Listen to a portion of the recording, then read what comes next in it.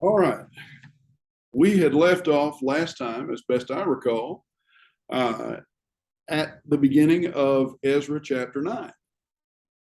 We had talked through chapter 8, those who returned with Ezra. Now, if you'll recall, there are two halves to the book of Ezra.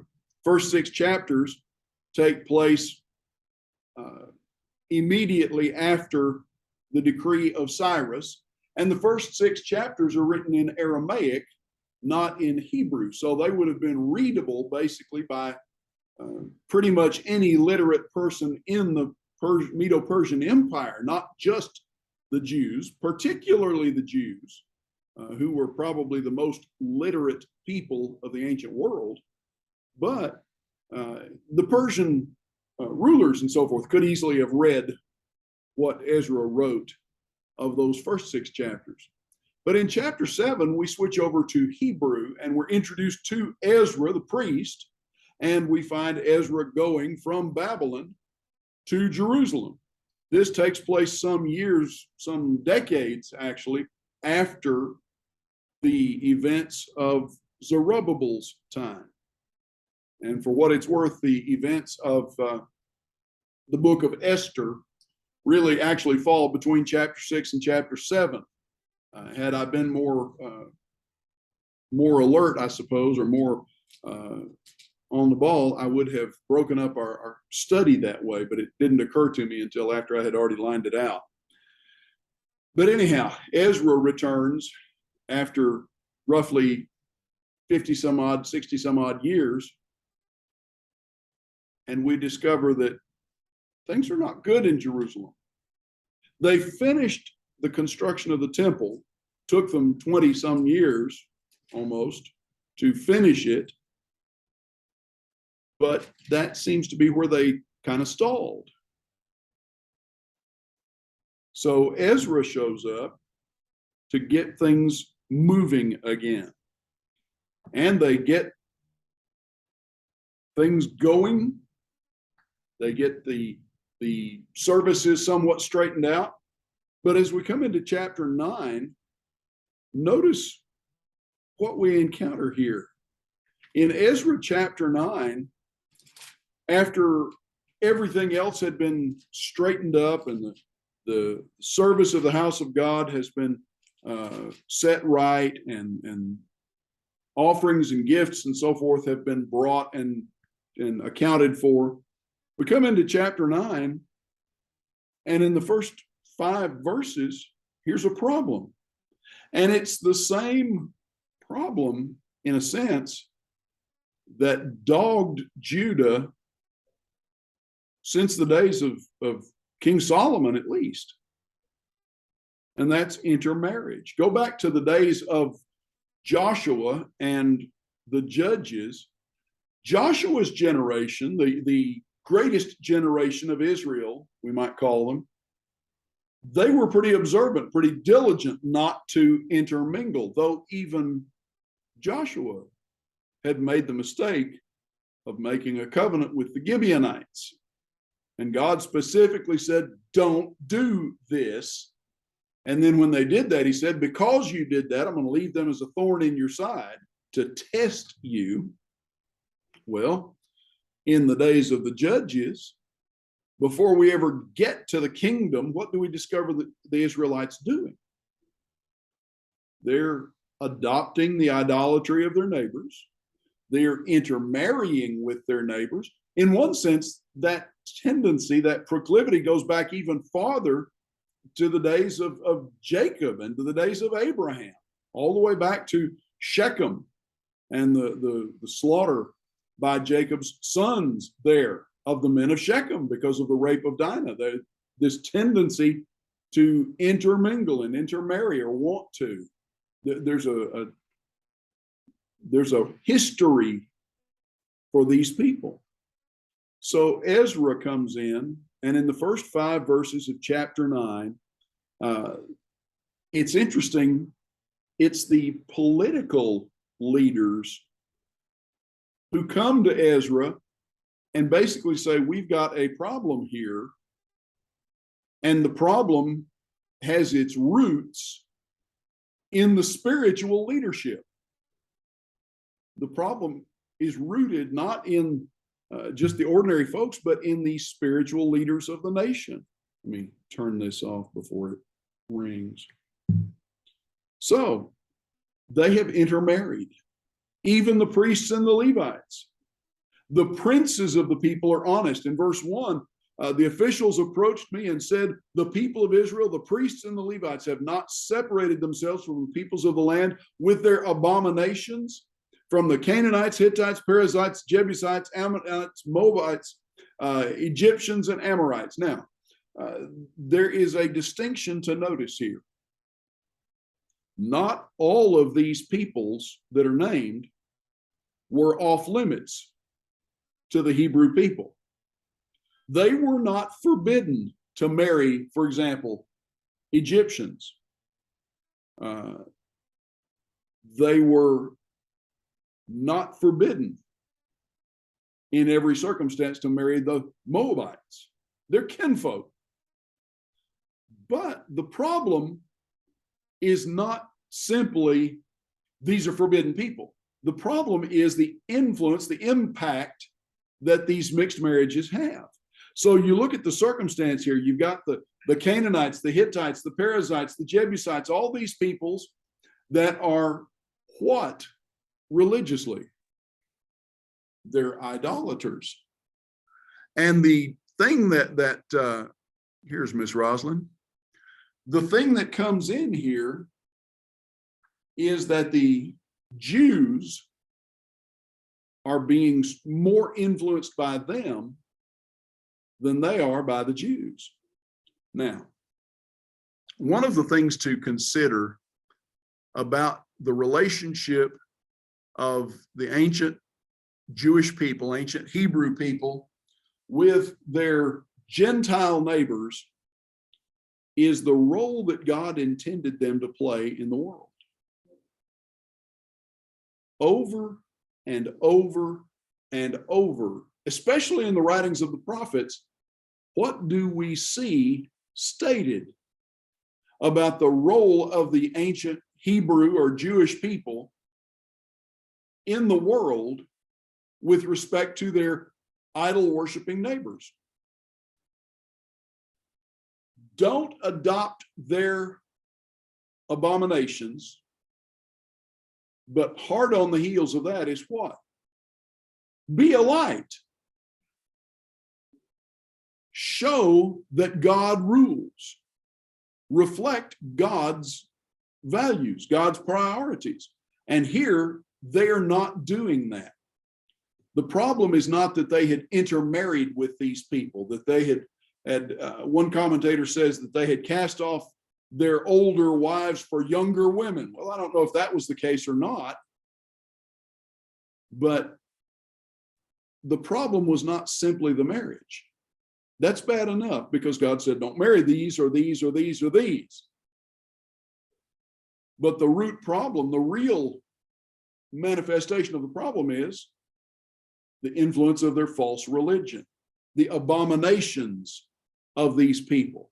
And that's a reference to their idolatry, to all of the trappings that go with their idolatry. Now, jump over into the New Testament to the first century, and in the book of Acts, in particularly chapters 16, 17, 18, 19, where Paul's at Philippi and then at Athens, and then later on at Ephesus, what do we encounter there? We encounter first century Greco-Roman idolatry, and particularly, for example, in Ephesus, there's the riot that takes place there because of Paul's preaching. Well, what was the root of their offense at Paul's preaching? He's teaching them leave the worship of Artemis, Diana of the Ephesians, for the worship of God.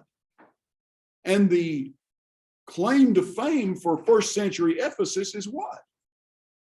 We've got the temple of Diana. We've got this magnificent temple dedicated to this goddess Diana.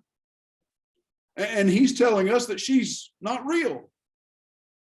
Well, historically, what do we know about that idolatry? and much of the other idolatry that Paul encountered, for example, in Athens in chapter 17. One aspect of it was ritual prostitution. It's said that the temple of Diana was serviced by 1,000 priestesses whose basic job was prostitution for the profit of the temple. Now, come back over here to the time of Ezra, and the abominations of all of these neighboring peoples, Canaanites and Perizzites and Jebusites and so on. The abomination of them is their idolatry. Their idolatry is not rooted per se in ritual fornication, ritual perversion like first century Ephesus. But throughout this ancient time, that kind of behavior was a part of idolatrous worship. All manner of ungodliness was a part of idolatrous worship. So we look at the idolatry of the Old Testament, and the thing that stands out and the thing that's mentioned most frequently, or as kind of the ultimate expression of it, is child sacrifice, human sacrifice, worship of Moloch and Chemosh. They passed their sons through the fire and so forth. And that certainly is part of it. But licentiousness, immoral behavior, even if it was not part of their worship per se, it was characteristic of their behavior. Go ahead, Mr. Paul. I just have a question. When Ezra brought them back, those Israelites, were they aware of the 7 nations that God had cleansed them of when Joshua brought them in? You mean back in Joshua's day? Yeah. Undoubtedly, because those who go back to Jerusalem, those who go back in Zerubbabel's day, and certainly the roughly 9,000 or so that go with Ezra at this later time, they are focused on doing what? At least in their original efforts. They go back in Zerubbabel's day for one basic purpose: to reestablish Jerusalem, but more than that, to rebuild or to build a new temple. And it's built on the foundation and on the basis of Solomon's temple for the purpose of offering sacrifice to God, among other things, for whom? For the Medo-Persian emperor, who has facilitated that and allowed that to occur. Now, Ezra goes back, and where's his focus? Things aren't good. We need to straighten things out. Here we are decades down the road, and we're not where we ought to be.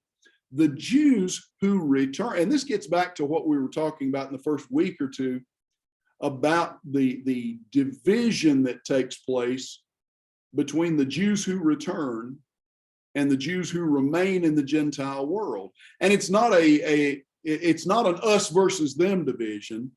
It's a more of a practical division. Those who return are very focused on restoring proper worship. They've had 70 years of captivity for the words of Jeremiah and Ezekiel particularly to sink in and register. We went into captivity because we were not faithful to God.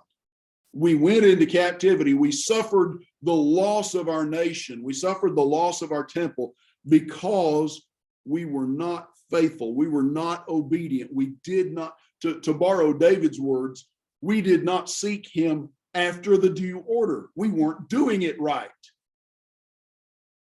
So those who go back, at least initially, they're very focused on trying to do this right, trying to reestablish the religion of Moses exactly as it was handed down in the beginning. Well, of course, we talked before about how that sort of evolved into the scribes and the Pharisees and the Talmud and the commentaries on the law and so forth. And by the time Jesus comes in the first century, the authorities are putting more weight on what Rabbi Shlomo said about what Ezra did than what Ezra actually said, for example. But that's 500 years down the road, or 400 and some odd years down the road from here. Here, these people, they've made a good beginning, but once they get the temple finished, that's kind of where they stop. They get the temple finished. Haggai and Zechariah just get them fired up, and there's been a change in the government. Darius specifically permits them to finish and gives them not just authority, but even sends treasure to facilitate that with the proviso, you offer sacrifices on my behalf. Well, that's a good trade-off in a manner of speaking, in one sense. But they get to that point, they get the priests in place, they get the sacrifices and the holy days, the whole routine of Judaism at the temple back into position. And it's almost as if they said, okay, we got this, and we got this, and we got this, and we got this, and we got this done. I guess we're done. And they stopped. So here we come, 50 some odd, 60 some odd years later, 457 actually for Ezra. And Ezra comes in. This is basically the third generation after the return, the beginning of the third generation. And the political leaders bring him this dilemma. Our spiritual leaders that ought to be taking the lead in being examples of righteousness, they're not what they ought to be. And if they're not what they ought to be, well, what does that do for the people? Well, the people aren't what they ought to be either. So they have not separated themselves from the peoples of the land. That begs the question in verse 1. How did they get connected to the people of the land in the first place? They're not supposed to have done this. Clearly, though, they have. Whether it's that second generation after Zerubbabel that had come out of captivity, the first generation born back in the land, or if it's some of the older ones that just got tired, or whatever the reason, it's not stated. It's stated as a fact they've done this. They've taken some of their daughters to be wives for themselves, taken some of the heathen people's daughters to be wives. They've allowed their sons to marry into these heathen races. Notice how it says in verse 2, the English Standard says, the holy race has mixed itself with the peoples of the land. So problem number one, they've intermarried with people they weren't supposed to intermarry with. Now this, you read in verse 2, the holy race. This has nothing to do with various races of people. It has nothing to do with skin color. It has to do with religion, with national identity. In point of fact, the Jews that were there in Judah looked, skin tone and features and so forth, they'd have looked no different than the Moabites next door. They're all kinfolks in one sense.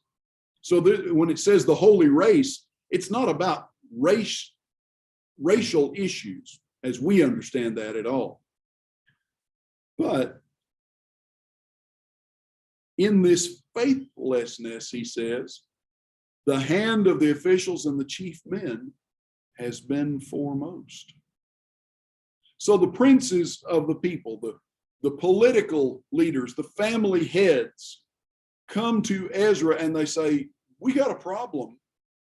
And it's a problem that has not been, the leadership, the spiritual leadership has not only not made any effort to solve it, they've been the head cause of it.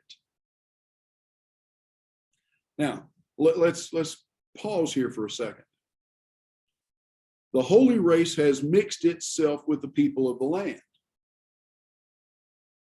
Where's the real problem with that? I mean, we look back into Hebrew history, and here's Ruth in the lineage of King David. And where is Ruth from? Well, Ruth is from Moab. Back up 2 more generations. And who is Boaz's, I believe his grandfather or great-grandfather before Ruth? Here's Rahab the harlot from Jericho. So we have people of this background in the lineage of the kings. So the issue is not simply that they have intermarried with these folks. The problem is that the mixed marriage, religiously, morally, spiritually, produces what? It produces a mixed lineage, spiritually, morally, and that's a problem. Now, flip over to Proverbs chapter 2 for just a minute.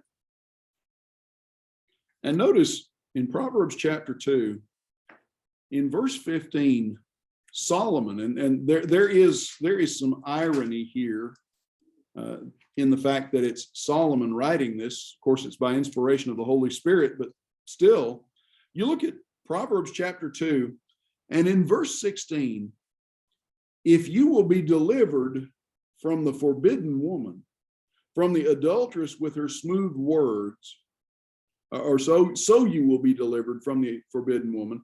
How? Well, back up. Go back to the very beginning of chapter 2. Son, if you receive my words and treasure up my commandments with you, making your ear attentive to wisdom, inclining your heart to understanding, if you call out for insight, seek it like silver, you'll understand the fear of the Lord, verse 5.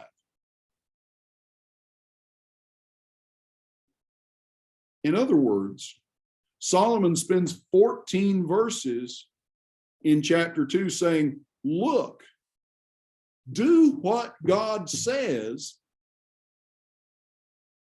and it will benefit you. You will deliver yourself from the forbidden woman, from the adulteress with her smooth words, who forsakes the companion of her youth and forgets the covenant of her God. Now, Solomon, in that context, is not even talking about a foreign woman, a heathen woman. He's just talking about a Jewish woman that's not everything she ought to be. Flip over to Proverbs chapter 5 for a minute and notice in verse 20 there, let me get one more page back.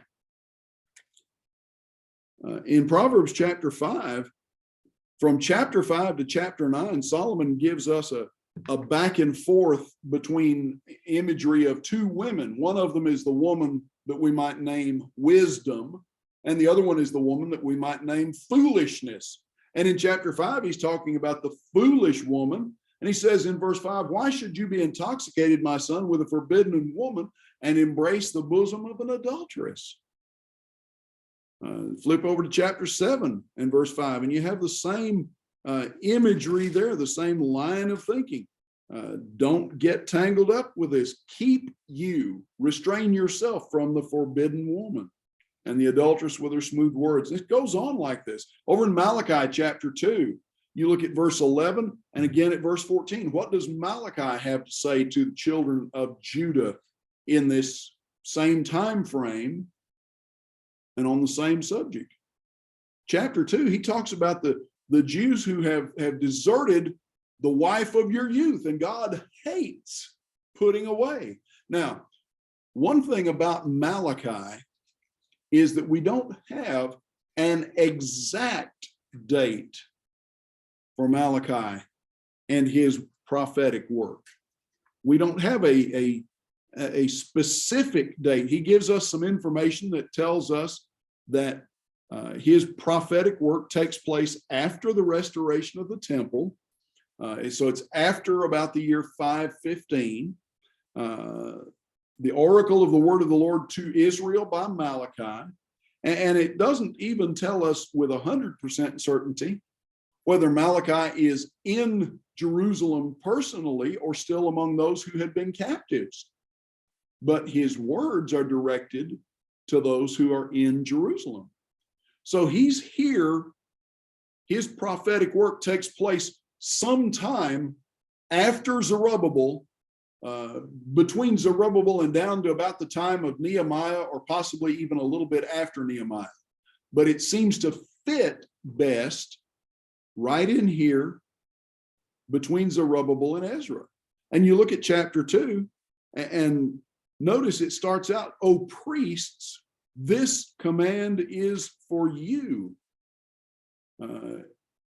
If you don't give honor to my name, I'll send a curse upon you." And jump down to verse 10, "Have we not all one Father? Has not one God created us? Why are we faithless to one another, profaning the covenant of our fathers?" He's describing the kind of conditions that Ezra is going to find when he gets to Jerusalem in 457 BC.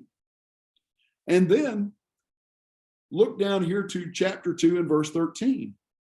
This second thing you do. Now, number one, you've been faithless and abominable. You've been idolatrous, verses 10, 11, 12. But then on top of that, verse 13, you cover the Lord's altar with tears and weeping and groaning, because he no longer regards the offering or accepts it with favor from your hand. And you say, "Why not?" Because the Lord was witness between you and the wife of your youth, to whom you have been faithless, though she's your companion and your wife by covenant. And jump down to verse 16. "The man who does not love his wife, but divorces her, says the Lord, the God of Israel, covers his garment with violence. So guard yourselves in your spirit and do not be faithless." So come back over here to Ezra chapter 9. What does Ezra find when he reaches Jerusalem? They've not just got a mess in the sense of not having progressed. They've got a bigger mess in the sense that they have fallen back.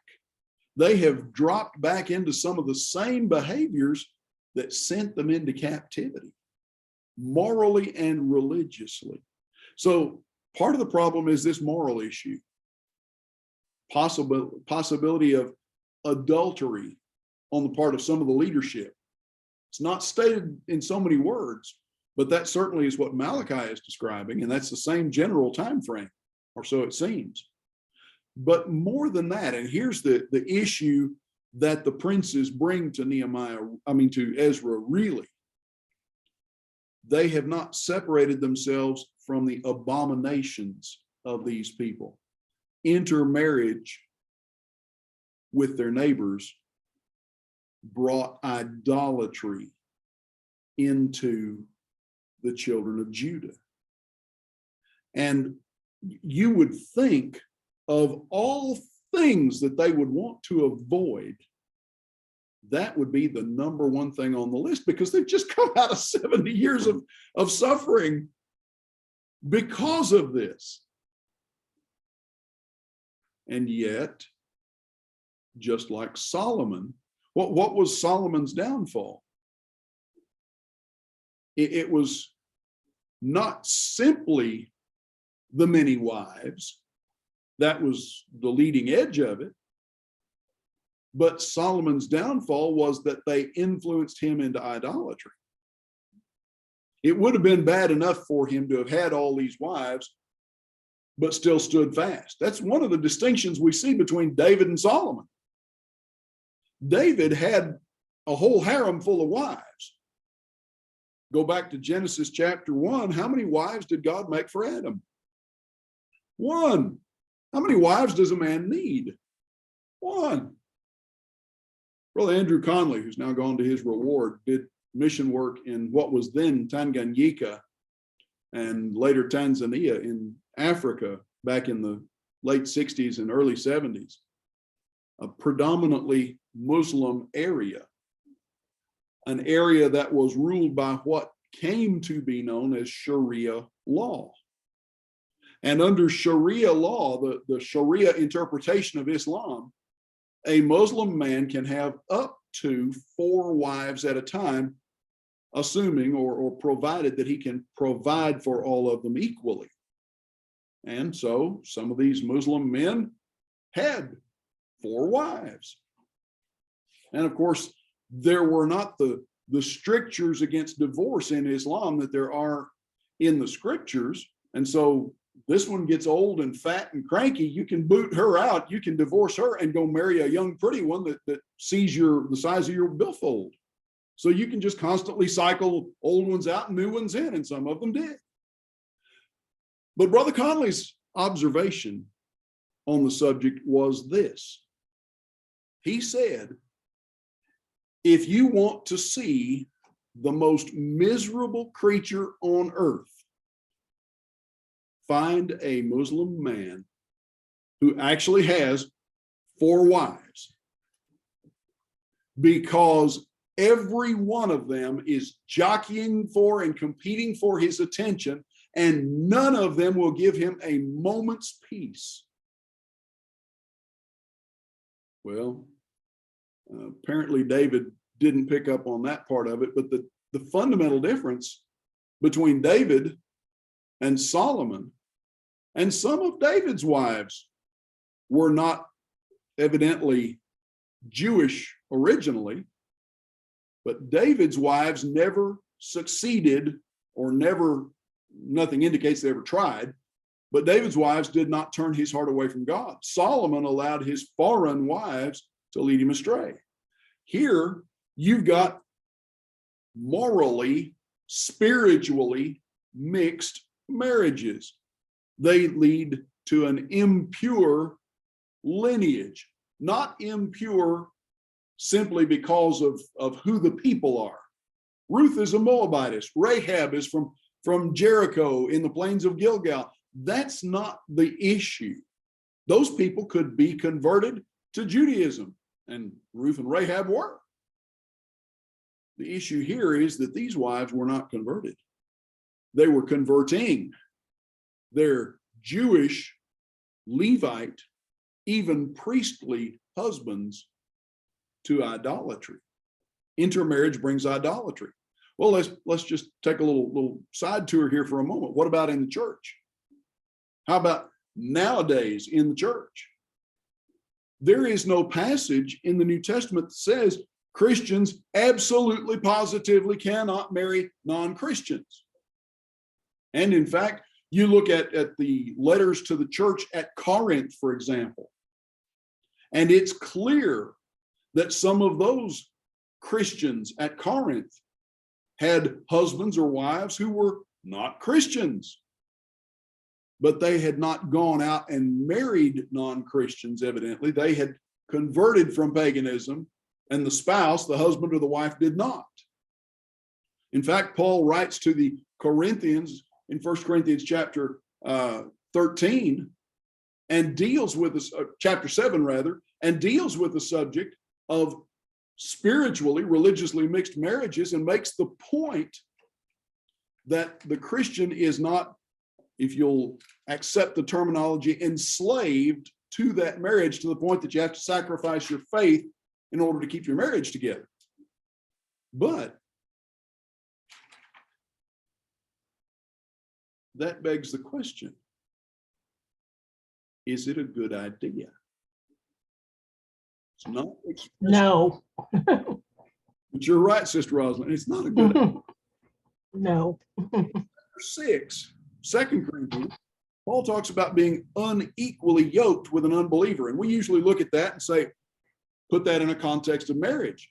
Flip over to 2 Corinthians chapter 6, and where is marriage even mentioned in that context? It's very plain. Paul says here, 2 Corinthians chapter 6, get down here to verse 14, do not be unequally yoked with unbelievers. What partnership has righteousness with lawlessness? What fellowship has light with darkness? What accord or what agreement has Christ with Belial? What portion does a believer share with an unbeliever? What agreement does the temple of God have with idols? We are the temple of the living God. We Christians, that is.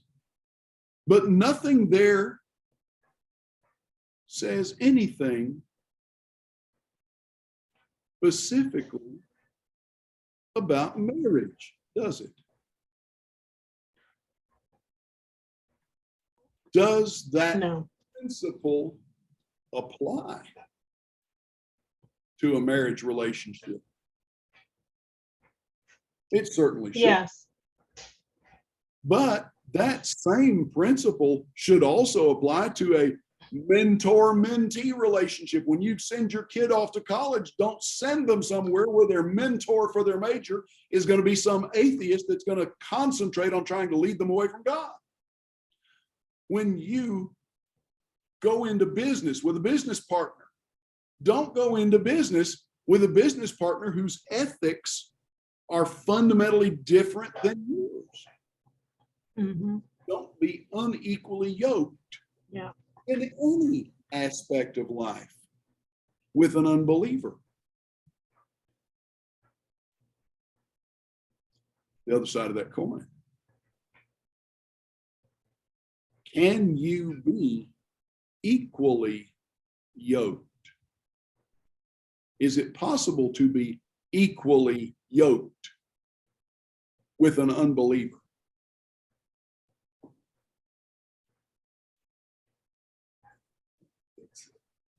I don't think so. I got two I don't think so's and one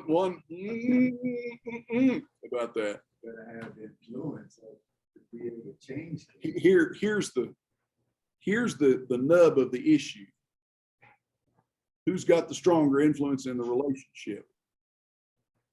In 40 some odd years of counseling couples getting married, one of the most vivid illustrations that I have seen, and in some occasions actually used myself, to illustrate the problem of a Christian marrying a non-Christian.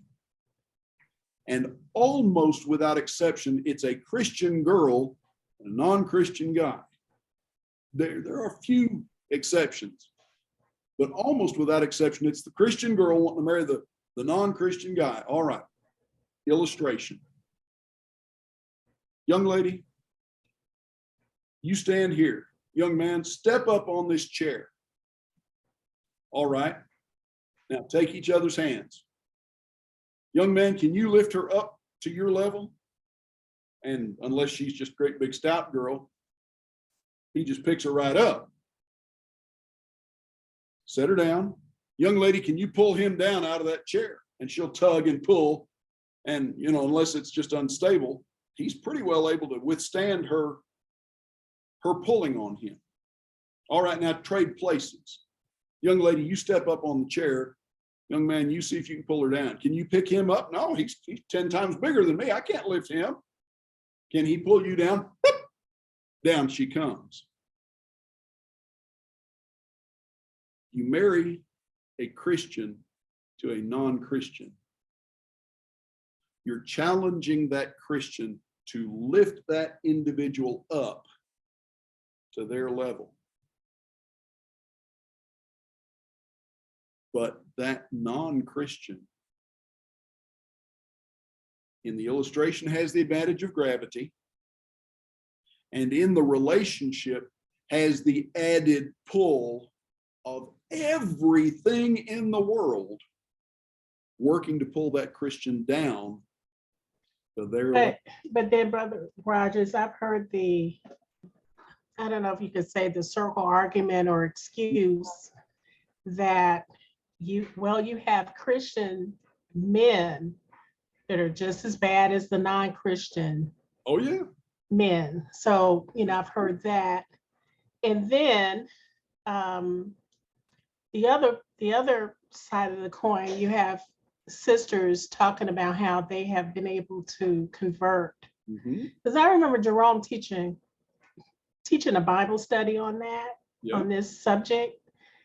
And those were some of the things that he kind of heard, people saying, well, I was able to bring him to Christ or whatever. And that's good, but I've seen it to be more the exception than the rule. There you go. Basically, so.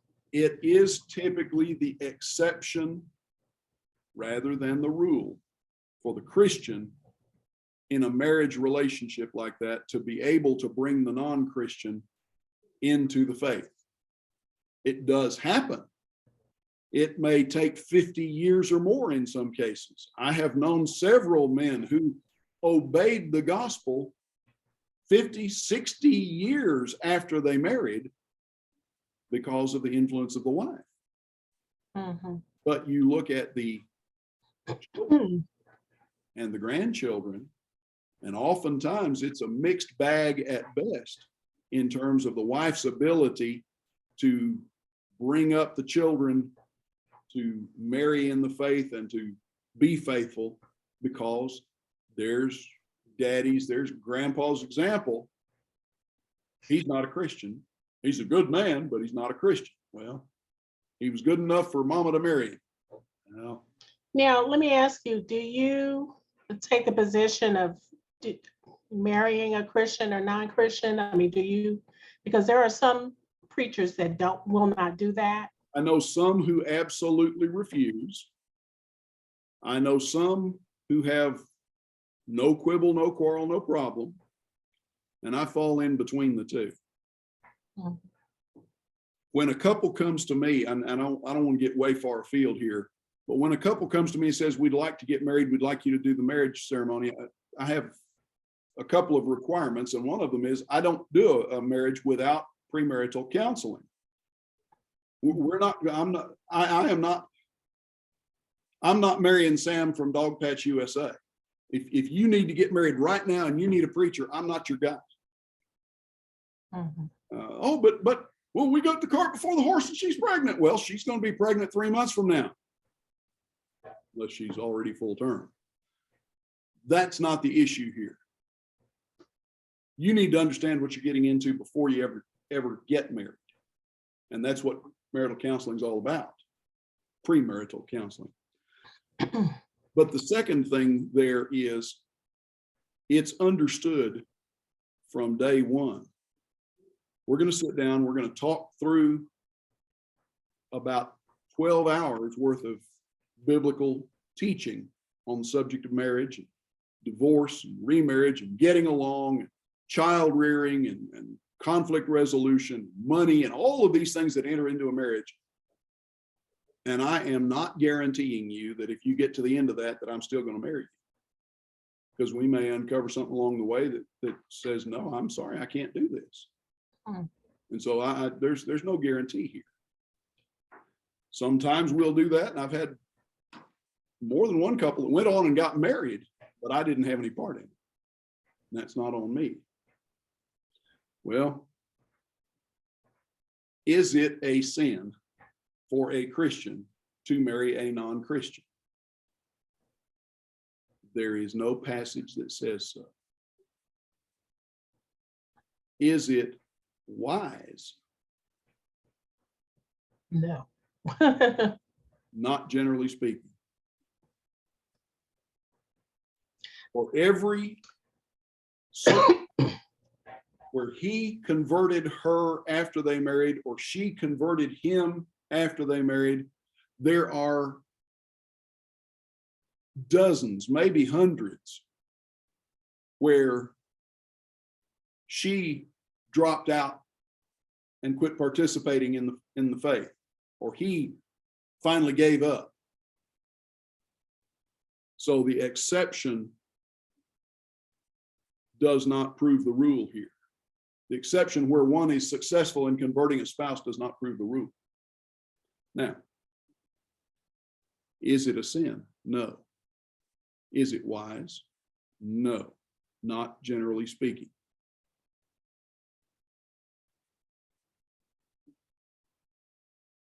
Second Corinthians 6 gives us a basic principle that ought to be applied in every part of life, not just in marriage. Now, come back over here to Ezra chapter 9, and you look at verses 3 and 4. Ezra's response to this is astonishment. He's just dumbfounded by this. I heard this. I tore my garment and my cloak. I pulled my hair from my head and my beard. I sat appalled. Well, now all of those things, you go over Isaiah chapter 66 and verse 2, and Isaiah uses similar language. All of those actions are traditional Hebrew gestures or activities of mourning, of upset. They signify a disaster has happened, something horrible has taken place. I sat astonished, appalled. The word there actually means just dead silent. His actions, his appearance were his response. And it would seem that Ezra does this in some public location, maybe the gate of the temple, where the people would see and recognize what's going on. Something horrible has happened. It might very well provoke Ezra, what's happened? What's happened? And he just sits there. And so you get to verse 5, at the evening sacrifice. So now, late in the afternoon, I rose from my fasting with my garments torn and fell on my knees. He prostrates himself before the Lord and begins to pray. So he goes from being a visual image of mourning, of distress, to praying out in public where everybody could see and perhaps hear. And so you pick up at verse 6, here's the gist of his prayer. And the first thing he says is, I am too ashamed. In essence, he says, God, I'm ashamed to try to even look you in the eye. I'm embarrassed for my people. I'm ashamed to lift my face to you. Now that's the language of a mediator interceding for all the people. That's the same kind of expression, really even that the high priest might have taken into the Holy of Holies on the Day of Atonement. You know, I'm making atonement for my people. Why? What do we need to atone for? Things that we're ashamed of. And so he begins to confess at verse 6. Our iniquities have risen higher than our heads. Our guilt has mounted up to the heaven. It's think about Ezra's circumstances here. Ezra is a priest. Ezra is a priest of the high priestly lineage. And he comes back to what in the Jewish mind is the dwelling place of God. And what does he find? His brother priests are the ones leading Israel astray in idolatry, in ungodliness, perhaps even in adultery. And they've just come from 70 years of they haven't even had 70 years of freedom yet. And after 70 years of captivity, it's like, how is this possible that we're already headed back to what put us in captivity in the first place? Our sins, we're submerged in sin.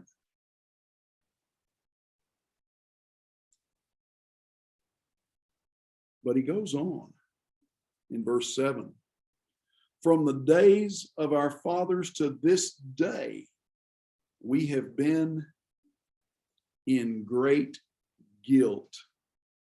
Our iniquities, we, our kings, our priests, have given into the hand of the kings of the lands, to the sword, to captivity, to plundering, to utter shame, as it is today. In essence, what he's saying, evidently where all the people can hear as he's confessing to God, he's saying, we are right back where we were when you destroyed the temple. Yeah. We're right back to the starting point of captivity. And remember how Ezekiel and Jeremiah had been received by the leadership of the people in their days. Oh no, we're not that bad. And the neighbors, they're much worse than we are. And God can't punish us because there's so much, he has to start with them. And off to Babylon they went. As long as we've got the temple. God Yeah, can do anything. just like the elders in captivity. Here's the thing that just fascinates me about the elders arguing with Ezekiel in captivity. They're already in captivity. And they're arguing, the temple will save us. And Ezekiel says, well, if that's what you think, God will take the temple away too. And he did. Mr. Paul? And then correct me, I've never seen in the Old Testament here where they acknowledge that there was a Satan out there doing this as in the New Testament. Satan's always mentioned about converting us to his way. Right. But I never see that in the Old. Okay, you don't see the personalization of Satan among the Hebrew people nearly as clearly as you see him described in the New Testament. But go back to Genesis chapters 2 and 3 and 4. There's Satan right there. In the Garden of Eden, there's the serpent, the embodiment of Satan. And throughout the Old Testament, the abominations, the idolatry, the ungodliness, all of that creates an image of Satan's influence, even if they don't describe him specifically and personally. So, I'm ashamed to even look you in the eye, Lord. We're underwater in sin. But now for a brief moment, verse 8, favor has been shown by the Lord our God to leave us a remnant, give us a secure hold within his holy place.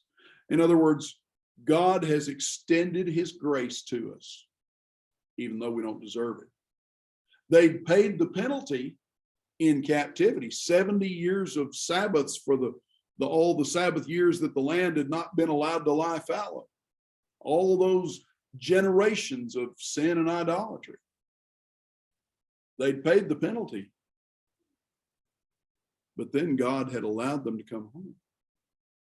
Grace where he had destroyed other people. But notice, even here, God has given us a peg, a secure hold, a tent pin, if you will. An anchor. That ought to take us over to Hebrews chapter 6 and verse 19. You have hope as the anchor of your soul. It's the same concept, same imagery here. A good ruler here would be like that tent peg to hold them down. A good leader would set them in the right way. David had been not perfect, but he'd been a good leader. Asa had been not perfect, but a pretty good leader. Jehoshaphat, on balance, a pretty good leader. Hezekiah, exceptional, but not perfect. Josiah, great leader. Each of these in their turn kept the people more toward the middle of the road where they needed to be, more headed in the right direction. But here, God's left us a remnant. He's given us a nail, a peg, a spike to hold on to. And what's the problem? They didn't hold on. A lifeline only saves your life if you hold on to it. And they weren't holding on. So he comes down to verse 9. He says, we're still in bondage. In verse 9, he essentially says, we have not really learned our lesson. We're still slaves. And even so, God has not given up on us. He has not forsaken us in our slavery. He's extended his steadfast love before the kings of Persia to grant us some reviving, to set up the house of our God, repair its ruins, give us a wall, protection in Judea and Jerusalem. He's enclosed us. He's protected us. Here's Ezra, after 2 generations of Jews have been back in the land. And he's speaking to God. But it seems he's speaking where everybody can hear as well. And his words ought to give them pause. God has been gracious to us and not slapped us down right off the get-go as we deserved the first time we stuck a toe back in the water of idolatry.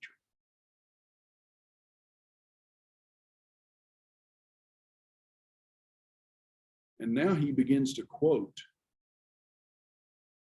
At verse 10, now, O our God, what shall we say? What kind of excuse can we offer? We've forsaken your commandments. He's just blunt. And there is a sermon that we'll preach right here in Ezra 9 and verse 10. Confession, genuine confession, is never made in theoretical terms. And I wouldn't call a sermon that. I wouldn't express it that way.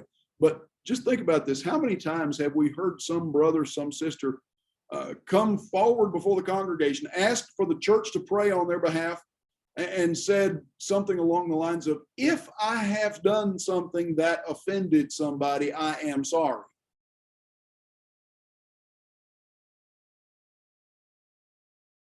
Is it possible for a Christian to think that perhaps somehow they have unwittingly, unknowingly, unintentionally caused an offense, caused someone else to sin, been an evil influence without meaning to, and been unaware of it until somebody said, well, you know, something's going on over here, and they realize maybe I caused that? Is that possible? I suppose. But I would take it to the bank that 999 out of 1,000 times when somebody makes a confession like that, what they're really saying is, I don't think I did anything wrong, but somebody's mad at me. So I'm just going to go through the motions here, and they ought to just get over it. That's not a confession. That's, if anything, that's almost a defiance of confession. And so Ezra here confesses before God. What can we say? We have forsaken your command. Here is a perfect example of confession. What can I say? I have sinned. And then he goes on in specifics. The land that you're entering to take possession of it, it's impure with impurity. Don't do this. He's quoting now from Deuteronomy chapter 4 and Leviticus chapter 18 and chapter 20, talking about the abominations of the land. The land that you're going in to possess. Go back to Deuteronomy chapter 4 and start at verse 5 and notice what Moses tells what we call the greatest generation in Israel's history, the conquering generation, the children of the slave generation. And he says at chapter 4, Deuteronomy 4, starting at verse 5, I have taught you statutes and rules as the Lord my God commanded me, that you should do them in the land that you are coming or entering to take possession of it. Keep them and do them, for that will be your wisdom and your understanding in the sight of the people, who, when they hear all these statutes, will say, surely this is a great nation, a wise and understanding people. And he goes on from there. The people that he's talking about there, the people that will say that, though, are those on the outside looking in. You're going into a polluted land. Well, how is it polluted? The people that live there were idolaters. In fact, in Moses' day and in Joshua's day, what does God tell his spokesman to tell the people? I'm giving you this land, and you're going to conquer these people and drive them out because of what? Why was God expelling the Ammonites and the Moabites and the Canaanites and all these otherites? Because they were evil in his sight. Because of their idolatry, their evil doing. And that's why he warns them, don't have anything to do with these people. Drive them out. It's interesting to look at the book of Joshua and the conquest of the land of Canaan and to realize that every single one of the 12 tribes stopped short of finishing the job. God said, go in and drive them out. Empty out the land of these idol worshiping people. Don't leave them there. Don't make alliances with them. Don't make agreements and covenants and treaties with them. Don't intermarry with them. Don't leave them in your midst. Run them out. Kill them if they won't run out because of their ungodliness, because of their idolatry. The millennialists in today's world look at the boundaries that God initially outlined to Moses. From here to here and from here to here, you'll possess. And then they look at the boundaries of what Joshua and the greatest generation actually conquered. And they say, well, wait a minute, it doesn't go all the way to here, and it doesn't go all the way to here. And they didn't conquer this piece over here or that part down there. God still owes them territory. And they say, okay, modern Israel is still God's chosen people. No, they're not. Because they miss the caveat that God put in those promises. I'll give you this territory out to these boundaries if you walk with me. If I'll drive these people out, if you are faithful to me. But there's that little word if. And every single tribe stopped short of what they could have had. Because they looked at their own power to do it. Yep. And not trusted in God to do it. You're right. They looked at their own ability instead of God's ability. So here in verses 11 and 12, Ezra is actually quoting various scriptures. We've entered a polluted land. It's filled with abomination. They filled it from one end to the other. Don't give your daughters to them in marriage. Don't seek their peace or their welfare. They're on God's wrong side. So don't try to be good to them. You be strong. Eat the good things of the land and bequeath it to your sons forever. But here's all that we've done. God said this.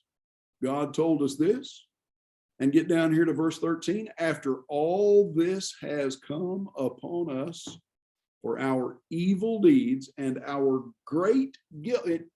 At this point, you can almost see Ezra lifting up his eyes and looking at the people around them and saying, and after all of this, you're doing this again?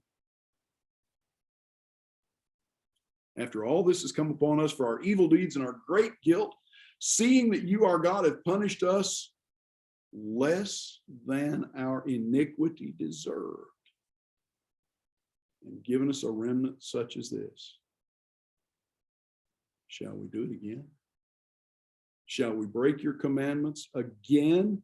Intermarry with the peoples who practice these abominations?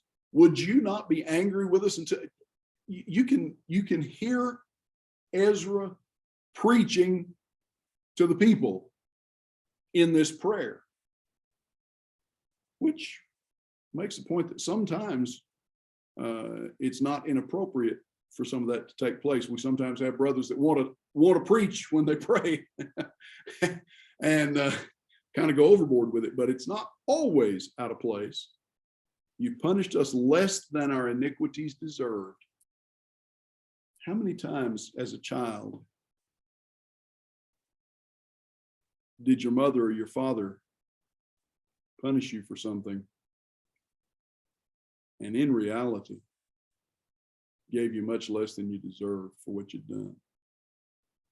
I know some parents go the other way and overreact to everything, but how many times are we spared what we really deserve? Go ahead, Mr. Paul. Is it understanding that the leaders were in captivity? So those 70 years, when they came out, they were not able to adjust themselves so quick to God's word because they were already influenced in the other nations. The You understand problem, what I'm saying? yes, the thought, the line of thinking is they'd spent 70 years in captivity being influenced by the Babylonians, the Medo-Persians, and this was just a little too much of a head snap to expect them to get things right off the bat. Except going into that captivity was not an exposure to things that they hadn't been exposed to before. Going into captivity where the Babylonians and the Medes and the Persians worshiped idols and they were exposed to this licentious Gentile world, that was not something that was new to them. They were going into captivity because they'd already been saturated from head to toe with exactly that kind of behavior while they were still in Judah. They had already soaked that all up from everybody around. In fact, I forget off the top of my head which of the kings it was had gone and copied an altar from Babylon and had it rebuilt, had a copy of it built there in Samaria in the days of the northern kingdom. But and the people were not pleased with that. But the 70 years was supposed to wash them out of this. So when they, plus that 70 years, they're not cut off from God. It's not like you have 70 years of God just sticking them in a corner and ignoring them. They've got prophets, they've got teachers, they've got Ezekiel for part of that time. They've got Daniel and his influence, and Hananiah and Mishael and Azariah that are powerful, influential men right there with them. So by the end of that 70 years, when they're ready to come back, they ought to be clean, as it were. They ought to be straightened out pretty well. They ought to be humble in the sight of God. Well, this is what's got Ezra so upset at this point. Instead of being everything that they ought to be, they've gone back to being everything that they should not be. You've punished us less than we deserve. Shall we do all of these horrible things again and expect you to show us any mercy now? Come down here. Would you not be angry with us until you consumed us? Verse 14. So that there should be no remnant left, nor any to escape. In other words, he says, if you give us what we deserve, you've already shown us mercy and grace and kindness beyond measure. Now, look how we've repaid you. If you give us what we deserve, you ought to just wipe us off the face of the earth. That's what we deserve. You look at verse 14. What he's saying is going back into sin is foolish. It's stupid. You flip over to the New Testament, 2 Peter chapter 2, and you look at verses 20, 21, 22. What does Peter say? Those who have been washed and turned back, well, they're like a dog eating what it has just vomited up. They're like a sow, like a pig that's been washed and is clean. And where does she go as soon as you let go of her? Right back into the mud again. Well, that's what Ezra is describing here. And so you come down to verse 15. Oh Lord, the God of Israel, you are just. For we are left a remnant that has escaped as it is today. Behold, we are before you in our guilt, for none can stand before you because of this. What he says there in summary is, we don't even have a begging place to stand on. We don't deserve for you to hear us. We have no excuses.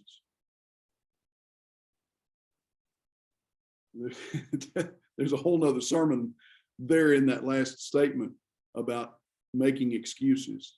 You could certainly use that as a springboard for a sermon on that.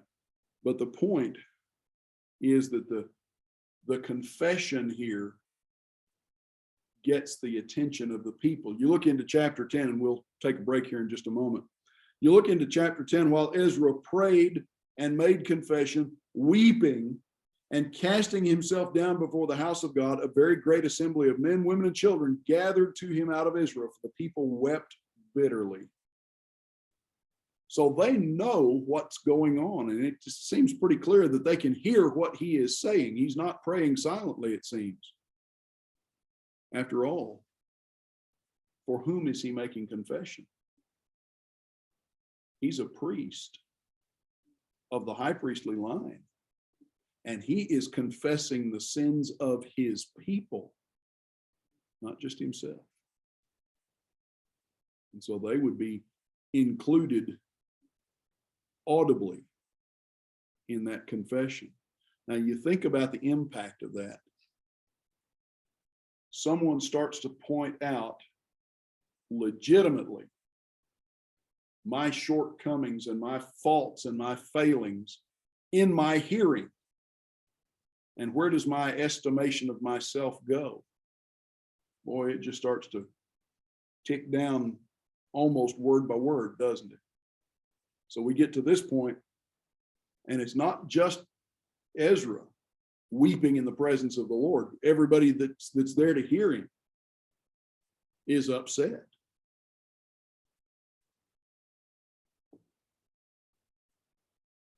We've all heard the illustration of the frog in the kettle.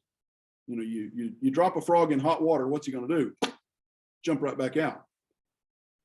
Put him in cold water and heat it just a little bit at a time, a little bit at a time, a little bit at a time. What'll he do? He'll stay there and cook. He'll cook to death without ever realizing what's happening to him. These people didn't get here overnight. A generation before, their parents were celebrating and rejoicing.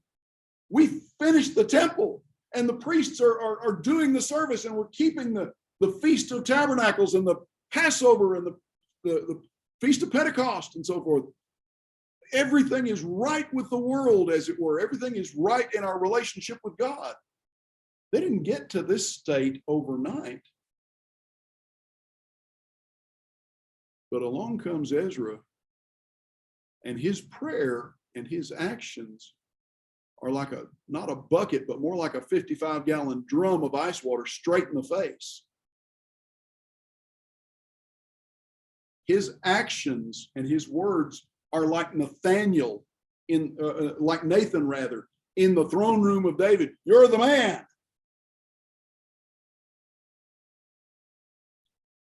He makes no bones about it, minces no words. Here's where we are, and here's what we deserve. And boy, their eyes are bug-eyed wide, because nobody's ever put it to them quite like that before. Nobody's ever turned the mirror around and shown them exactly what they've become until this moment. That tells us something about the accumulative and the corrosive characters of sin. How many times do we overlook some little sin and let it slide because, well, it's not in our thinking, it's not a real big thing. And what are we thinking? We're looking at the immediate, this world consequences and saying, well, it doesn't have a huge society shaking consequence. You know, Bill Clinton with Monica Lewinsky, that didn't change the course of our nation's politics and our status in the world by itself.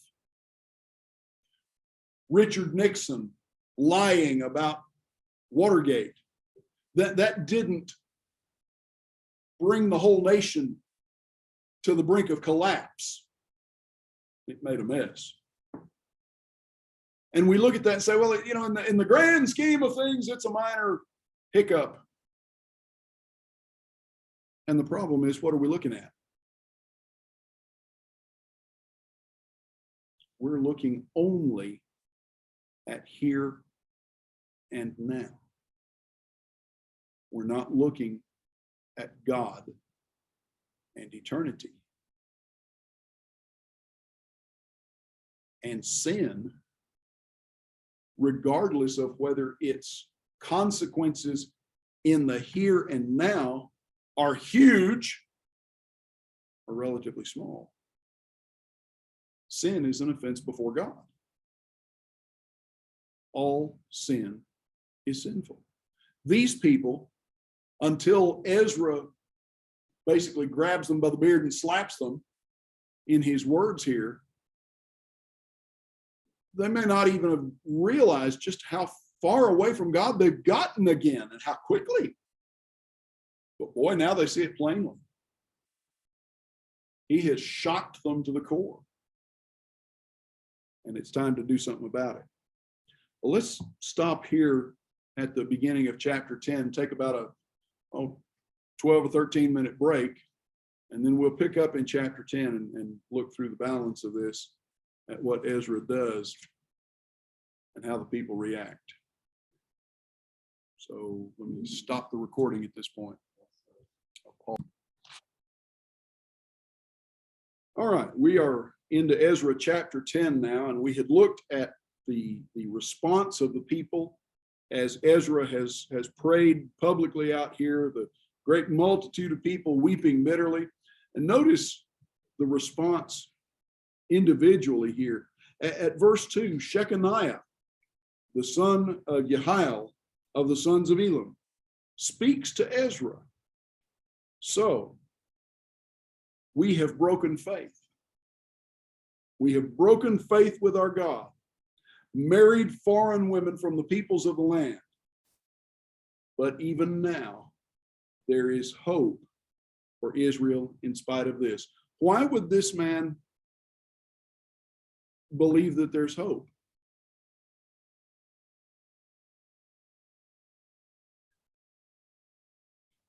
Ezra has confessed in detail what his people have done. Shechaniah admits openly, we have broken faith with our God. And here's how, by doing this. Why would he think there's any hope? God's merciful and forgiving. Okay. Number one, God is a merciful, forgiving God. That's his character. Number two, God has forgiven them in the past for these specific sins. Number three, God had promised to preserve a remnant, and these people are the remnant.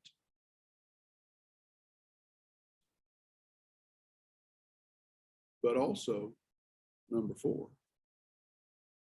what have they just done? They've just owned their sins.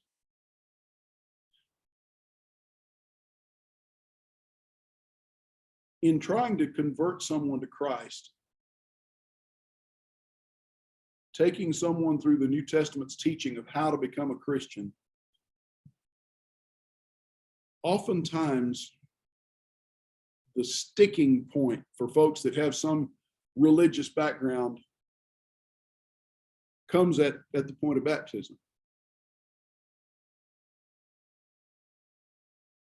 And we in churches of Christ have become very knowledgeable, very skillful in what the New Testament says about the necessity of baptism, the character of baptism, the symbolism associated with baptism and so forth.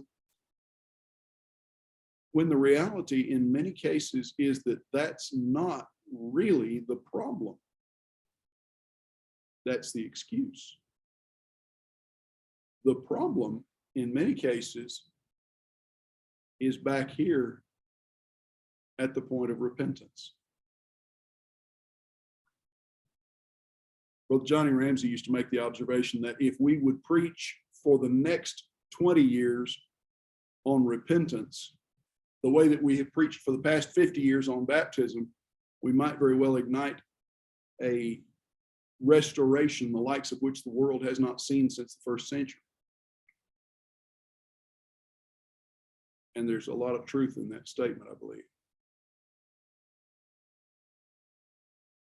These folks have admitted their sins. And for a lot of people, and not a few Christians, admitting what we have done is wrong is the hardest part of the process of repentance. Because nobody wants to be wrong. Nobody likes to be wrong. Nobody wants to admit, I was wrong. I have sinned. I did what I knew I should not do.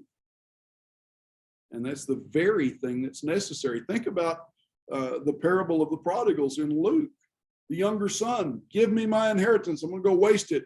And he comes down to feeding pigs. A good Jewish boy feeding pigs, better food than he can afford for himself. And how does the Lord describe him? He says he came to himself. He finally woke up and said, my father's servants, his hired help, are better off than this. I'll just go beg him to let me be a hired hand. And of course, the father received him back willingly as a son. So here, The Shekinah word, is that something that's used later on in the New Testament? the name Shechaniah, The name. off the top of my head, I can't tell you.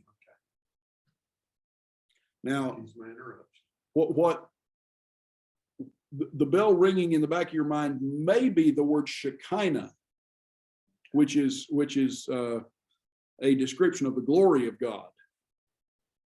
Shechaniah, give me just a second and I can tell you. Where did I put my computer bag? Oh, it's right there. It's faster to do this than it is to open a Bible program on the computer. That name that ends in Aya, like most every other name, is if memory serves me, is a reference to God in some way. But in this case, I didn't even think about that. I'm glad you brought that up. We're in Ezra 10, and that's verse 2. Shechaniah is a name meaning dweller with Jehovah, one who lives in the presence of God, or God dwells with us. And it's mentioned apparently only here. It's the only reference I find, but it does have to do with being in the presence of God, like so many of those other names of similar character. But come on down here, as he goes forward, he says, we've broken faith, but there's hope. Therefore, let us make a covenant with our God. And that's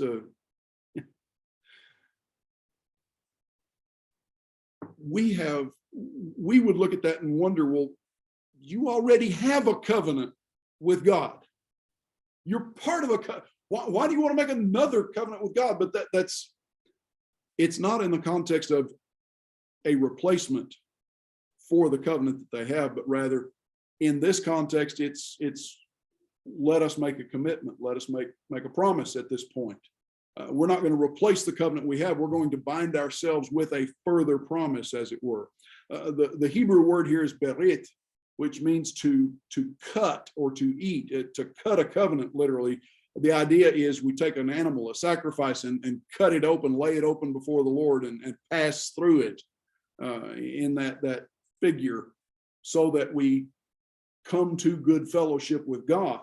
And the particulars of the covenant, the thing that we'll promise, is to put away our wives and our foreign children and do what God says and love the Lord and keep his commandments.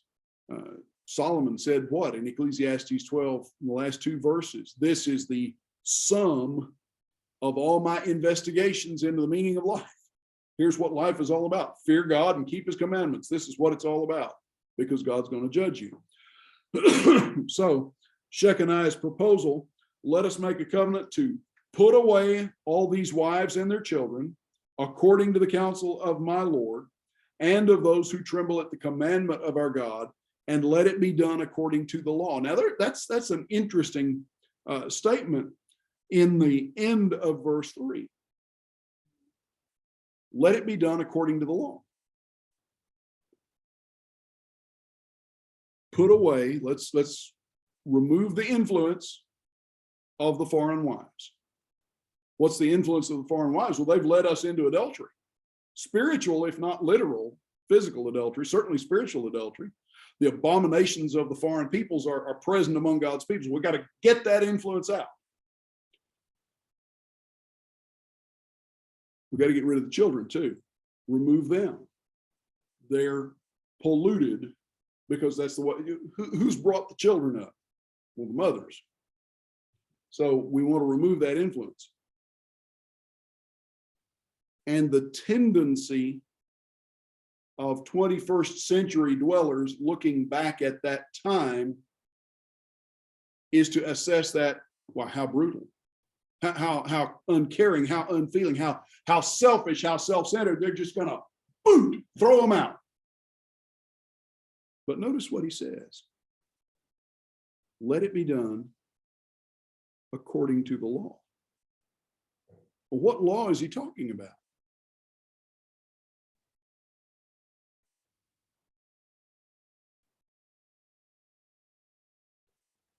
Well, certainly when you talk about the law in the context of the Old Testament, we're talking about the law of Moses.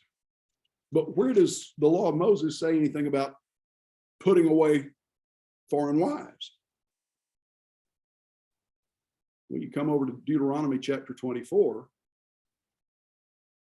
and start at verse 1, when a man takes a wife and marries her, if then she finds no favor in his eyes because he has found some indecency in her, and he writes her a certificate of divorce, I'm reading from the English Standard Version, and puts it in her hand and sends her out of his house, and she departs out of his house, and if she goes and becomes another man's wife, and the latter man hates her and writes her a certificate of divorce and puts it in her hand, sends her out of his house, or if the latter man dies who took her to be his wife, then her former husband who sent her away may not take her again to be his wife after she has been defiled. That's abomination before the Lord. You shall not bring sin upon the land that the Lord your God is giving you for an inheritance. When Shechaniah says, let's do this and let's do it according to the law, okay? In Jesus' day, in Matthew 19, the Pharisees and the chief priests come to him and they ask him, spin him out this scenario. Is it lawful for a man to divorce his wife, to put away his wife for any cause? Well, that has roots in their own reading and disagreement about what Moses said back there in Deuteronomy 24. You had one school of thought that says it's only if she has been immoral if she's been unfaithful to him. You have another school of thought that says, well, no, it can be the figure that was presented if she burns the cooking, burns the biscuits, as we would say. And we look at that as any cause. There's a more extreme school of thought than that among some of the ancient Jews. It basically said he doesn't have to have a reasoning, just trade her out for another one. And what they're asking him seems to be, which school of thought do you line up with, Jesus? And of course, he responds with teaching that takes him all the way back to Genesis chapter 2, God's original design. But here, let it be done according to the law. Well, that means, go back to Deuteronomy 24. There is a proper process to do this. We're not just going to take them out to the gate of the town and say, go away. There is a proper way to do this. Now, is there child support? Is there alimony? I don't know. But there is, if nothing else, there is from the Jewish end of the equation, there is a legal provision that says to these women, there's no harm, there's no unfaithfulness if you go on and marry somebody else among your own people. There are some, as we might say, there are some legal niceties to this that if we're going to be faithful to God, we're going to implement and we're going to observe and we're going to be very careful about every detail of the law. And that includes in this matter. This is the root of a lot of our problems, but we don't solve our problems by just shoving them under the rug. We have to solve them the right way. And there's a lesson in that for Christians in dealing with our faults and flaws and shortcomings and sins. How many times have we seen some brother stray away, or maybe a family stray away, just drop out of sight, maybe for years, and then finally they show up on a Sunday night, slip in late and sit on the back row, maybe even leave early, and that pattern, they show up intermittently and gradually begin to appear more frequently, and lo and behold, they're here on a Sunday morning. And then they start to show up pretty regularly. And the reason they left, maybe there was some issue, some sin that was brought to their attention, and rather than deal with it, well, just get mad and leave. But now time has gone by and they're going to ease back in. Before you know it, they've moved right down to the second row from the front. They're singing with might and main, and everybody's so glad to see them. And the question has never been asked, has this problem, has this sin been resolved? And if it were asked, the question would be, no. I've never dealt with this. I've never resolved this.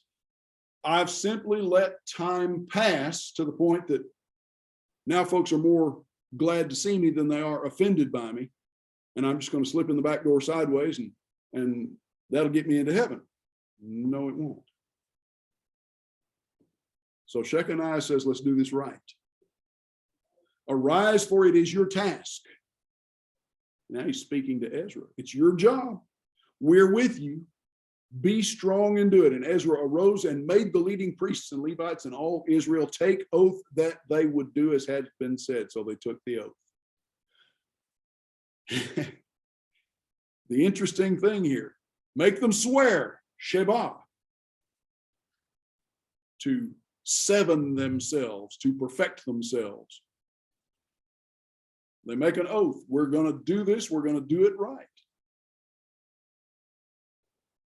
But did they? Because it's 457 BC. In 445, 444, 12 years later, here comes Nehemiah.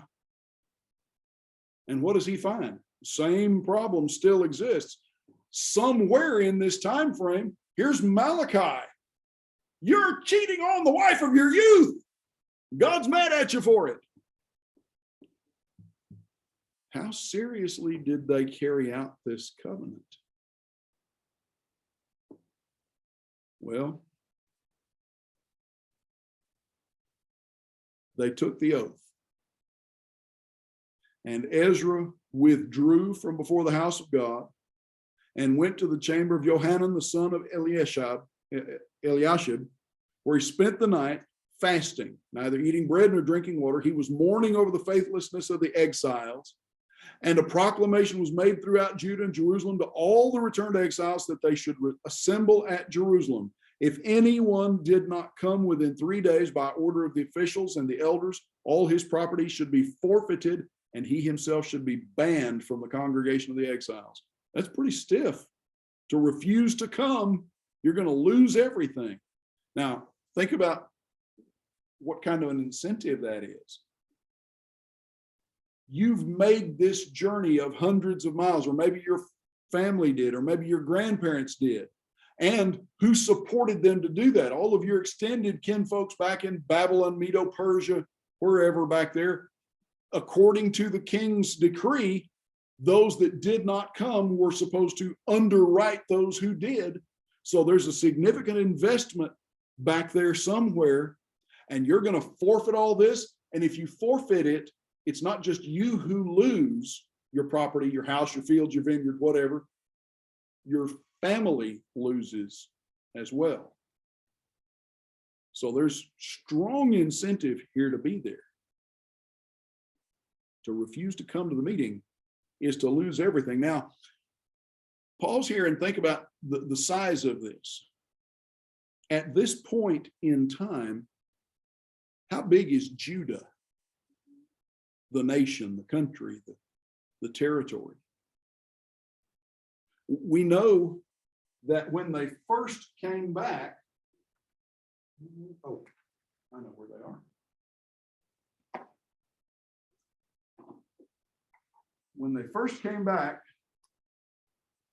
we had about 50,000 men. It seems. So the initial group, 60 some odd years before, with Zerubbabel, was potentially about, let's just for argument's sake, let's say 100,000 population. How much territory do they occupy? Well, they go back to their ancestral lands, so some of them are farther out than others. But here's Jerusalem. The area that they're going to occupy essentially is just right around Jerusalem. By the time Ezra comes along, and that's not much darker than anything else. By the time Ezra comes along, 2 generations later, the territory of Judah might be 50 by 50 miles, maybe 20 to 30 miles in any direction from Jerusalem. It's still, frankly, not much bigger than a Georgia county. How many people are there in Ezra's day? Well, if they multiplied the way they typically did, we may be looking at 500,000 or more by this point. Do they bring all the women and children and babies? I don't know about that, but certainly every man is going to be there. Every accountable man is going to be there, even if the women are not included. So we're still looking at this point, probably, let's just be conservative about it, we might be looking at 250,000 people. Could be considerably more than that. And the deal is, show up or lose everything. Show up or get out of town, get out of Dodge.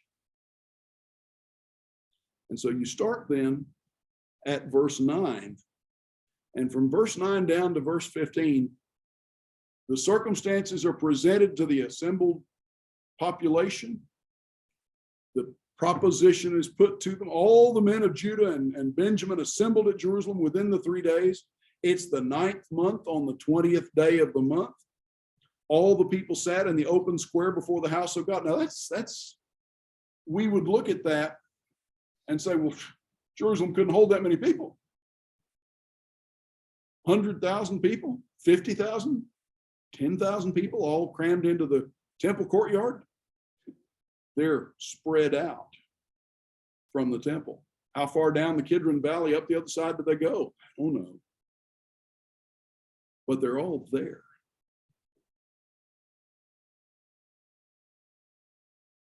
And notice the response. Trembling because of this matter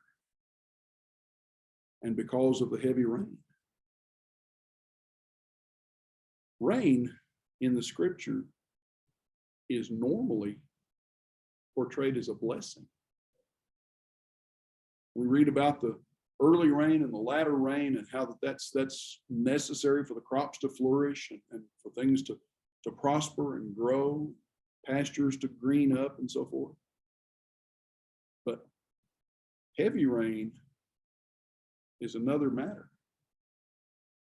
How would these people interpret the weather on this occasion? This might very well be interpreted, I'm speculating here and I want to advertise that fact, but it might very well have been interpreted, this is not good. This is an indicator of God not being happy with us. You think about where Jerusalem is and what happens when there's heavy rain in Jerusalem. There's water running everywhere, and there's gushing water running down the hill, rivulets and ravines and drainage and so forth. And this many people, where are you going to go to stay dry? You're going to just sit out in the wet. You're going to sit out, and it's getting cold at this point in the year. This is wintertime, basically. So they're sitting out here trembling because of the circumstances, shivering because they're wet. And Ezra the priest stood up and said to them, here's what you've done. Broken faith, married foreign women, increased the guilt of Israel. That third statement, you've increased the guilt of Israel. I thought Babylonian captivity took away the guilt of the people. How could they increase the guilt?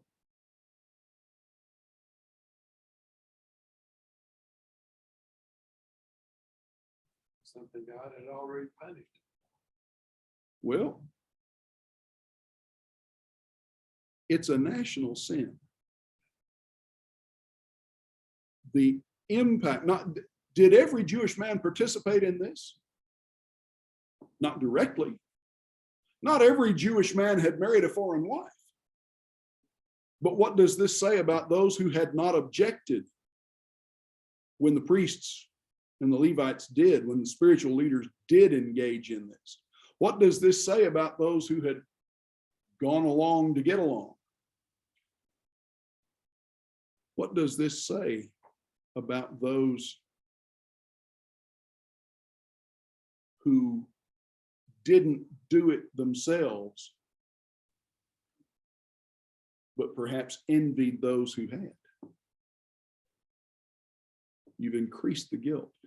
Any sin adds to the guilt that we bear for whatever sins have not been forgiven.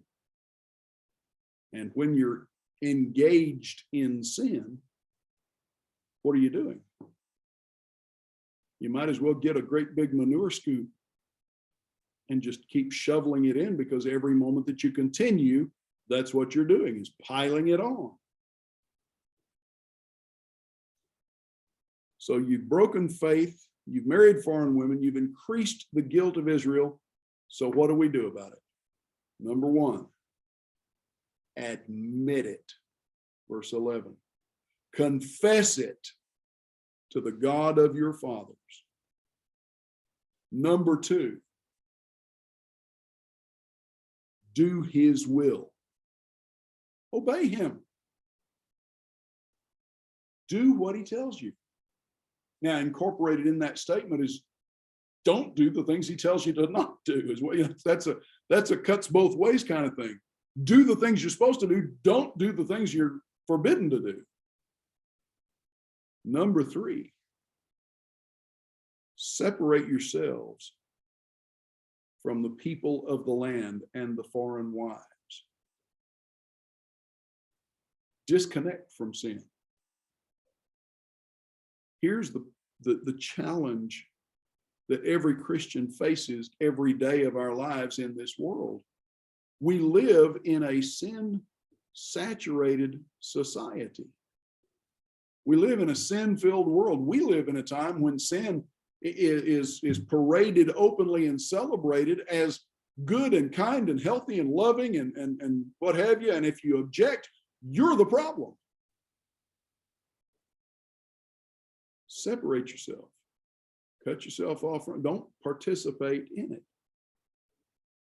The problem Christians face is that too many times we don't want to come out from among them and be separate. And that's the very thing the Lord says, be different. So disconnect from the people of the land and from the foreign wives. And the response? Yes. Agreement. That's what we have to do. They all answered with a loud voice. You've said truly, and your prescription, your remedy is what we have to do. But then comes the carrying out of it. And that's verses 16 through 19. Here's what we have to do. The people are many. It's a time of heavy rain. We cannot stand in the open. This is not a task for one day or for two. We've greatly transgressed. And in other words, the logistics of this are huge. And there is a practical lesson to notice in this. Verse 14, let our officials stand for the whole assembly in all our cities. Let those who've taken foreign wives come at an appointed time, with them the elders and judges, until the fierce wrath of our God over this matter is turned away. Only Jonathan, the son of Asahel, and Yaziel, the son of Tikvah, opposed this, and Meshullam and Shabbathai, the Levites, supported them. So even in this, there's disagreement. Now, this disagreement, verse 15, what's the disagreement over?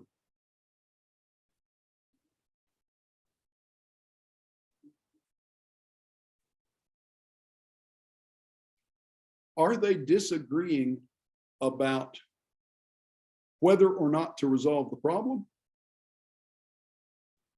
Or are they disagreeing about how to go about it?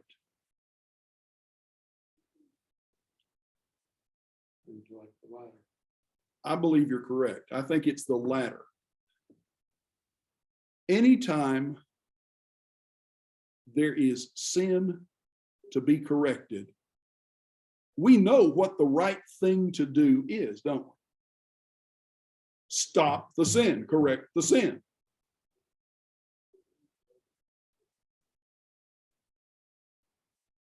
How easily are all sins resolved?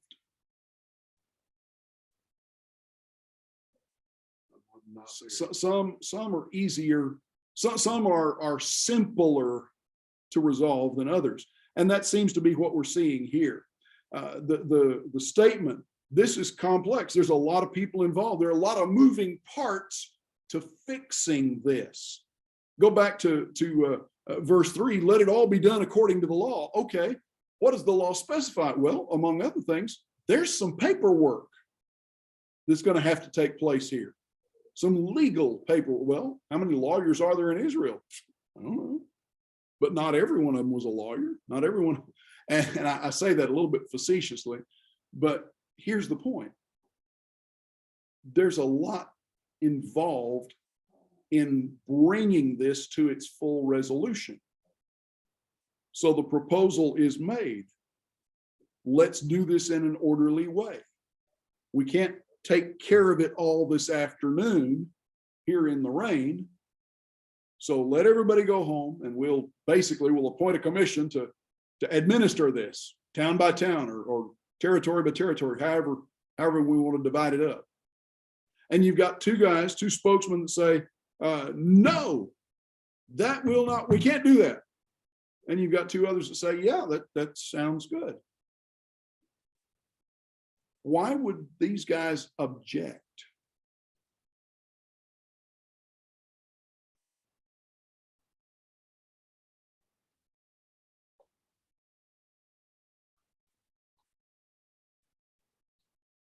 Sometimes, and here I am out on that thin, bouncy twig of speculation. That's all I can do here by way of explaining why. And so my opinion is no better than yours. And if you are different, that's fine. Sometimes in the zeal of the moment, brethren overlook the mechanics, shall we say, of the situation. Which is to say, sometimes the attitude of some is, regardless of the cost of the potential for further damage inflicted, regardless of the potential for unkindness rendered, this needs to be resolved right here, right now. Think about the junkie who commits to getting clean. Now, we know that the recidivism rate for a drug addict is sky high. Is it possible to get clean? Absolutely. Is it easy? Hardly. Is it likely that relapse might occur? Yes. Is it sometimes necessary from a physiological standpoint to wean this individual off of whatever they're on? In some cases, yes. Is it sinful to do it that way? Some folks would say absolutely, just cut it off, regardless of what it does to you, regardless of the consequences. Here, you've got folks that have become addicted to sin. They become addicted to idolatry. They become addicted to their foreign wives. The proposal is not go let them wean off of idolatry, go let them wean off of adultery, whether spiritual or physical. That's not even in view here in my judgment. The proposal simply is, we don't have the wherewithal, we don't have the manpower, in other words, to take care of all that's required to take care of this afternoon. So let's do it in an orderly fashion. There's no proposal at all here to let sin carry on. But that seems to be it seems to me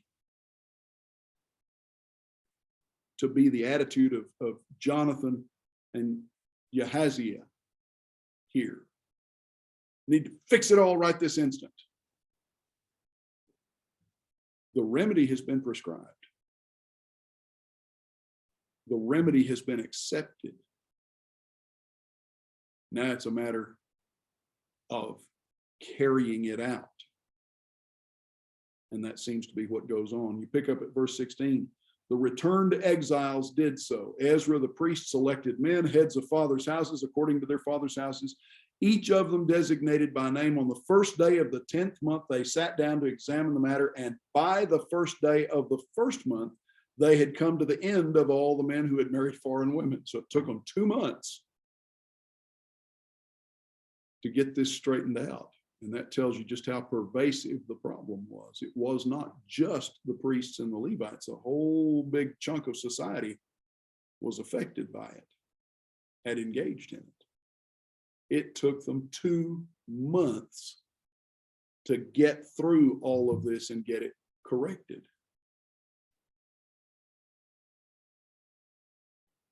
And even that's not the end of the matter.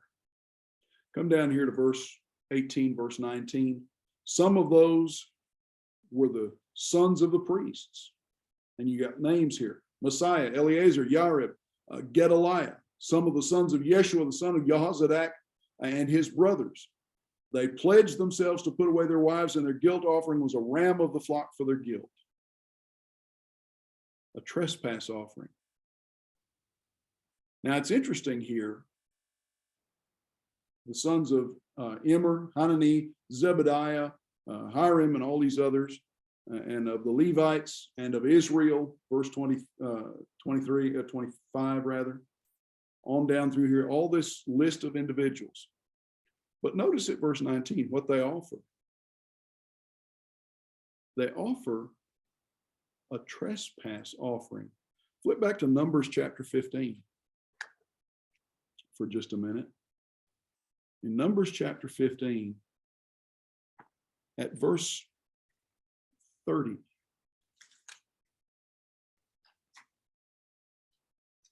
At verse 27, it says, if one person sins unintentionally, he shall offer a female goat a year old for a sin offering, and the priest shall make atonement before the Lord for the person who makes a mistake when he sins unintentionally, ignorantly, to make atonement for him, and he shall be forgiven. Now, stop there for just a second. There's a point there that we don't want to overlook, and that is intentionality is not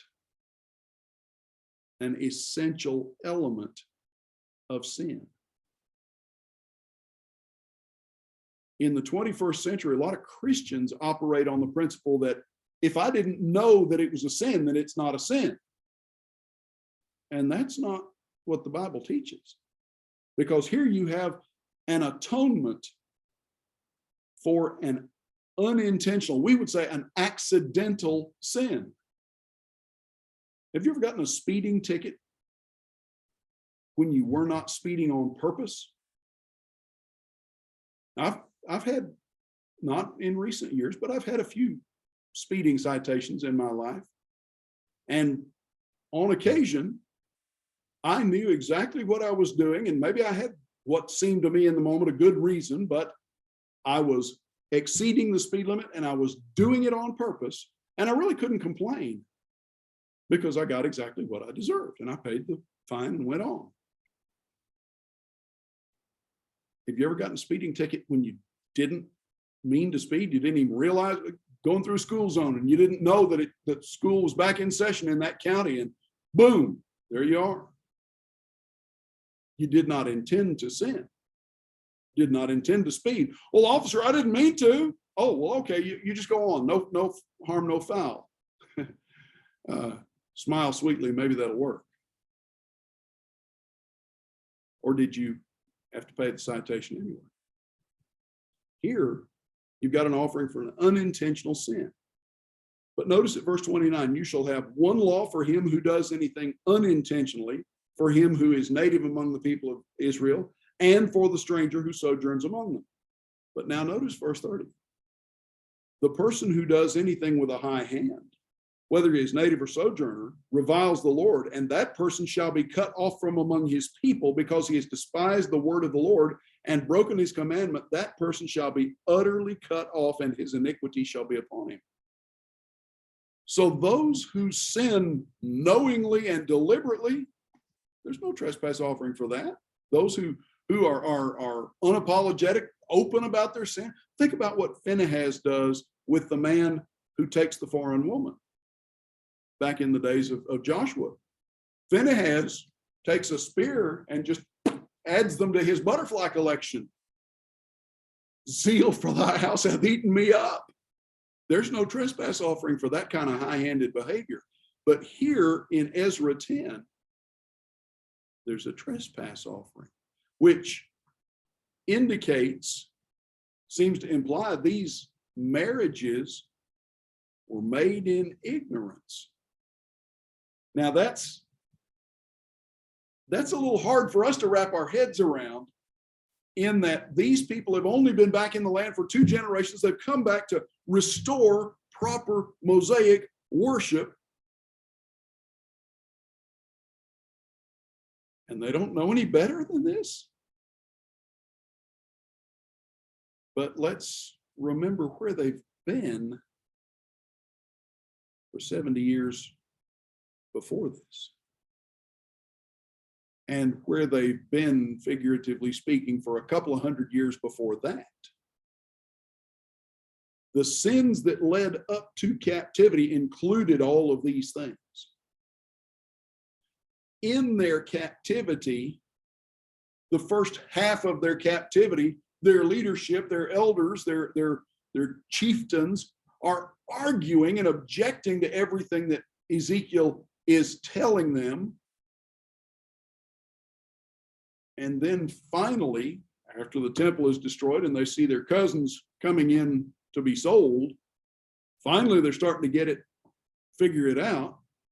But even in that, where are they geographically? They're hundreds of miles from home, completely surrounded by people for whom intermarriage is no problem. Completely surrounded by people who would look at their sons, literate, educated men, as prizes to be brought into their families, and their daughters as attractive, homebody type, fertile women to bear them lots of strong sons and so forth. There is in their environment strong temptation and strong influence to be involved with their environment. What's going on? They're developing the synagogue as the center of their cultural and religious life in place of the temple. Most of their people are going to remain in the Gentile world from that point on. In the next generation, or in the previous generation, the queen was a Jew who saved her people from Haman, married to a Gentile king.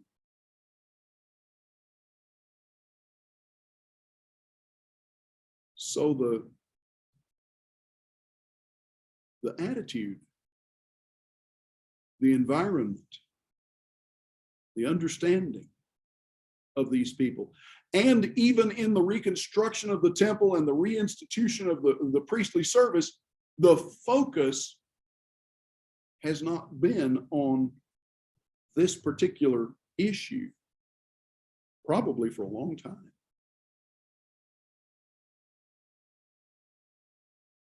And so, in correcting this, the offering that they offer indicates we were ignorant. We didn't know any better.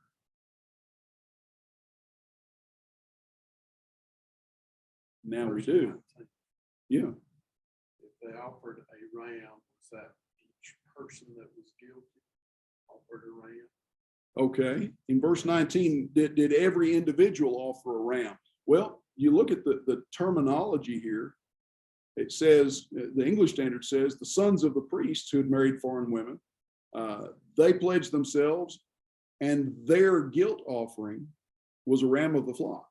Now, the English is somewhat ambiguous. It doesn't say, is this one ram for all of them, or is this one ram apiece? venturing a guess. That's all this is, a guess on my part. I would guess that this should be a ram per person, because it is an individual responsibility, even if it is ultimately a national and corporate sin in toto. But I don't know. Three most important words a preacher can learn. I don't know, but I'll try to find out. Looking at King James, looking at New American Standard, hearing you read English Standard, yeah. English, It's not. doesn't- It doesn't shed any light on that particular point, does it? Well, from verse 20 on to the end of the chapter, what we have is an extensive list of those who had obeyed and put away their pagan wives. There had been children by some of those pagan wives. We'll get down to the days of Nehemiah, just a few years down the road, and Nehemiah's going to say, this problem has not gone away. And part of the problem is they can't speak Hebrew. They speak half Ashdod, half Hebrew. Now, is that a recurrence of the problem, or is that a continuation of the same problem? I don't know yet. We'll get to that. But go back to chapter 10 and verse 1. And here's something to play with. The English Standard says, while Ezra prayed and made confession, weeping and casting himself down before the house of God, a very great assembly of men, women, and children gathered to him out of Israel, for the people wept bitterly. Does that suggest that some of the Jewish women were married to pagan men as well? And if it does, did those Jewish women put away their pagan husbands as well? Just something to play with. Is there provision for a woman? Okay. First, to put away a husband? good first question right off the bat. Is there any provision in the law for a Jewish woman to put away her husband? And the biblical answer to that from Deuteronomy 24 would seem to be no.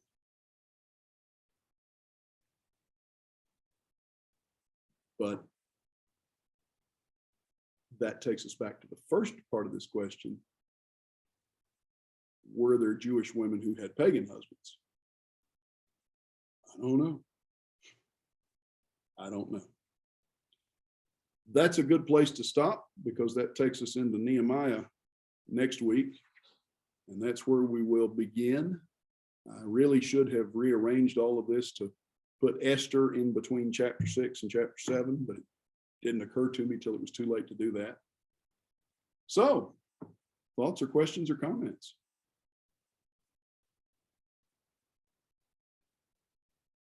We'll see more of it later. Lord willing, we will. Miss Rosalind, good to see you as always. Look forward to seeing you, if not next week online, then the following week. And Brother Roger, online next week. All right. Have a good night. You too. And I will get last week's class and this week's class posted tomorrow.